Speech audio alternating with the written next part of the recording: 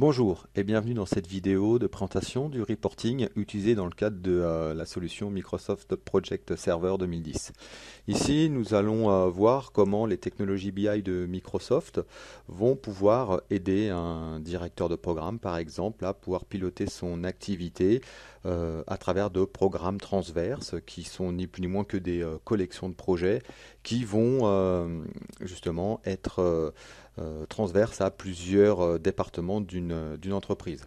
Alors, un des moyens pour le faire est d'utiliser donc un, un fichier Excel qu'on imagine avoir stocké donc sur notre portail SharePoint et chercher donc un fichier Excel qu'on aura créé justement pour cette occasion et qui va nous permettre de réaliser donc tout type de reporting.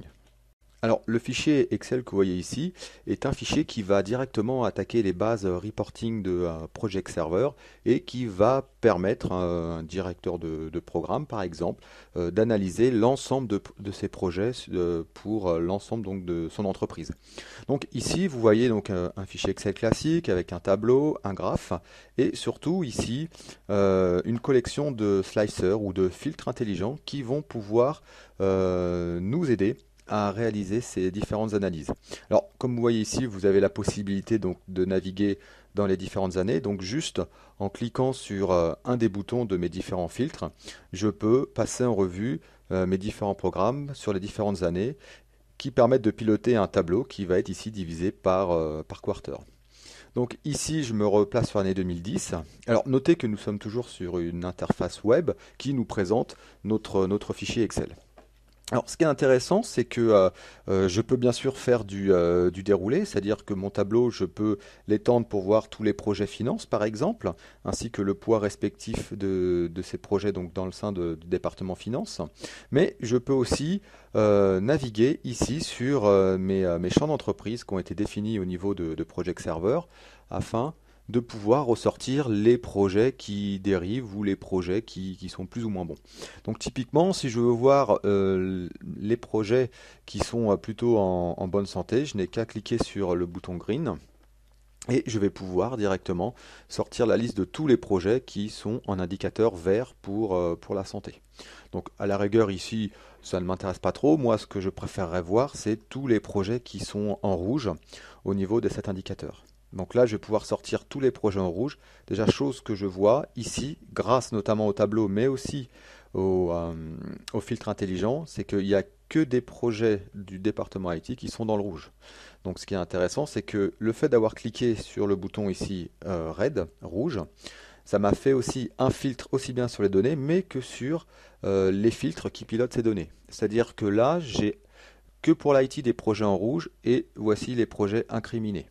Ce qui fait que si je déroule ici mon tableau IT, je peux descendre au niveau du projet pour voir l'ensemble des projets qui sont dans le rouge. Alors ce qui est intéressant, c'est que je peux voir aussi le fait d'avoir sélectionné rouge ici, j'ai des projets qui sont quand même verts pour les coûts jaune ou rouge, donc je peux encore affiner le filtre et sortir tous les projets qui sont qualifiés en rouge au niveau de la santé, mais aussi en rouge au niveau des coûts.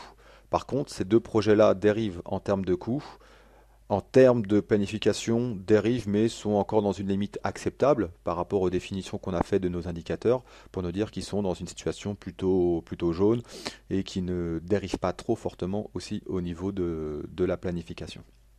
Donc ça permet très rapidement à un utilisateur donc d'avoir son fichier Excel afin de pouvoir très rapidement identifier les problèmes sur ces différents projets au sein de ces différents programmes. Alors bien sûr, malgré le fait que ça soit un fichier Excel, ce fichier peut être ouvert ici au niveau d'Excel afin de continuer ces analyses si vous voulez.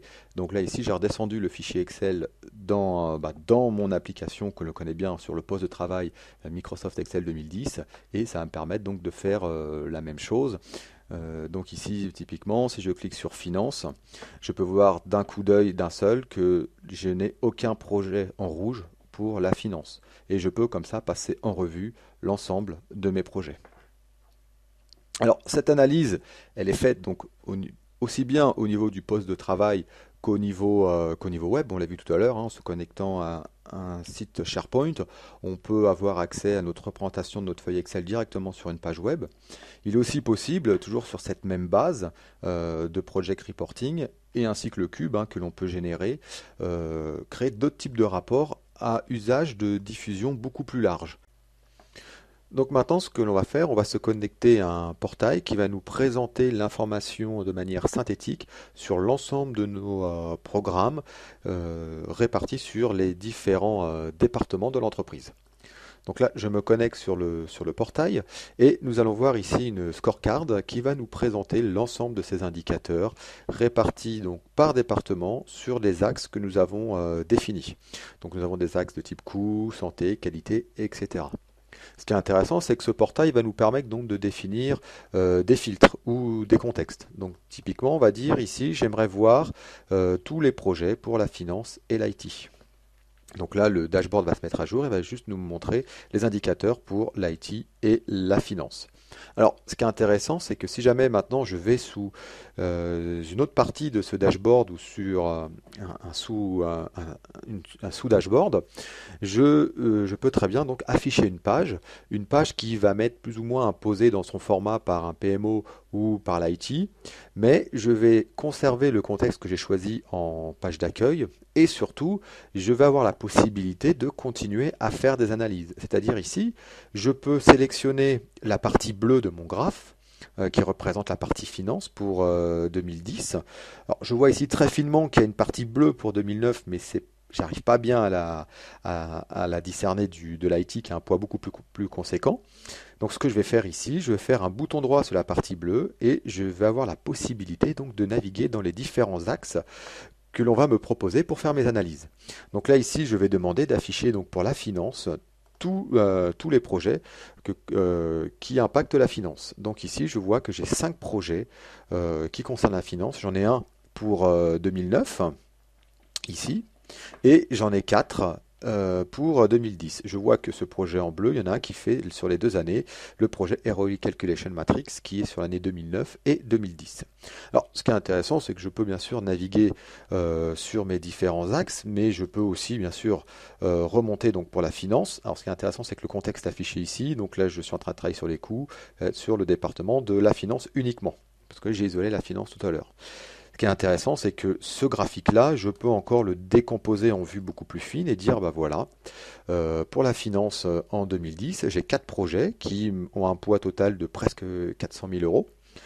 Et ici, je vais pouvoir avoir la répartition sur les 4 projets avec le poids respectif de chacun de ces projets-là.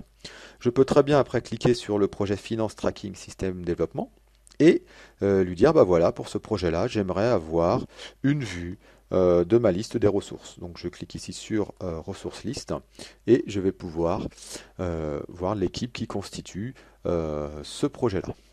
Donc là, vous avez pu voir que très rapidement, je suis parti d'une information finalement assez globale pour arriver sur un élément unitaire, ici donc l'équipe projet d'un projet bien particulier pour la finance en 2010. Alors bien sûr, hein, je peux faire encore tout un tas d'actions. Hein. Si je fais un clic droit, je peux changer le type de rapport, je peux changer sa représentation, etc. Alors ce qui est intéressant, c'est que si jamais maintenant j'ai besoin de générer un rapport dans le but de le diffuser plus largement ou tout simplement pour l'exporter sur mon poste de travail, ou pour être prêt à l'impression, je peux donc générer le type de rapport que vous allez voir apparaître qui va tout simplement toujours pour la finance et l'IT aller me chercher les informations en base et ce en temps réel afin de m'afficher ici donc pour la finance mes 5 projets finance, l'ensemble de mes projets IT sur lesquels l'ensemble des indicateurs ici sont remontés et avec des informations supplémentaires telles que le coût ou les dates sur mes projets. Ce qui est intéressant, c'est que, comme je disais tout à l'heure, ce rapport peut être justement déjà formaté pour un export en PDF ou au format Excel, si on désire. Ce rapport-là peut aussi générer des actions. C'est-à-dire que si jamais j'ai besoin d'avoir une information beaucoup plus détaillée sur un projet, je peux cliquer sur le nom du projet pour en générer sa fiche de synthèse. Donc là, j'ai cliqué sur mon projet Finance Tracking System Development et le fait d'avoir cliqué sur le nom de ce projet-là, je vais pouvoir générer sa fiche détail. Cette fiche détail peut, si vous le souhaitez, respecter une charte graphique. Donc on peut récupérer le logo, certaines mises en forme. Comme vous pouvez le voir ici, on récupère nos indicateurs. On récupère des indicateurs aussi de type jauge, ne serait-ce que pour, par exemple, symboliser l'avancement. Un autre type de jauge ici, pour mesurer les coûts, des graphiques assez classiques, et ici donc des jalons que l'on remonte dans cette fiche avec leur date de fin et leur avancement, si ces jalons sont passés ou non. Alors, en termes d'intégration, on peut très bien imaginer donc des liens. Donc ici, je suis sur un rapport stocké sur un portail, donc avec un lien direct, pourquoi pas sur mon diagramme de Gantt. Donc le diagramme de Gantt affiché ici va permettre donc de nous donner une représentation graphique de notre projet finance avec la dérive et le projet en cours, enfin quoi, les tâches en cours. Donc ce qui est intéressant, c'est qu'ici, toujours en termes d'intégration, c'est que je peux ouvrir ce projet directement dans mon outil de planification et je vais pouvoir adresser ici plusieurs scénarios. Donc déjà un scénario de travail hors ligne, donc là je peux me mettre en mode hors ligne, ou alors je peux aussi, pour rester dans un cadre toujours BI et reporting, pouvoir donner de l'information sur l'avancement de mon projet. Donc ici, ce qui m'intéresse, c'est de pouvoir isoler les différents jalons de mon projet. Donc très facilement ici, je peux ne représenter sur le diagramme de Gantt que les différents jalons. Et je peux ensuite sélectionner une partie de ces jalons-là et les envoyer ici sur la ligne de temps. La ligne de temps va être une autre façon de représenter mon projet de manière beaucoup plus synthétique. Donc l'idée ici, c'est de pouvoir manipuler cette ligne de temps et de dire ici, bah voilà, je vais remettre un peu en forme mes jalons, car souvent ce qu'il arrive donc dans la vraie vie, vous avez plusieurs jalons qui sont à des dates très proches, et lorsque vous faites une représentation graphique un peu chronologique, les libellés de vos différents jalons vont se superposer.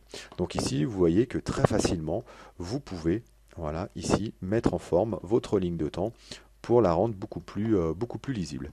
Alors, une fois que vous avez fait ce travail de mise en forme, et pour communiquer vers l'extérieur, vous pouvez copier cette ligne de temps.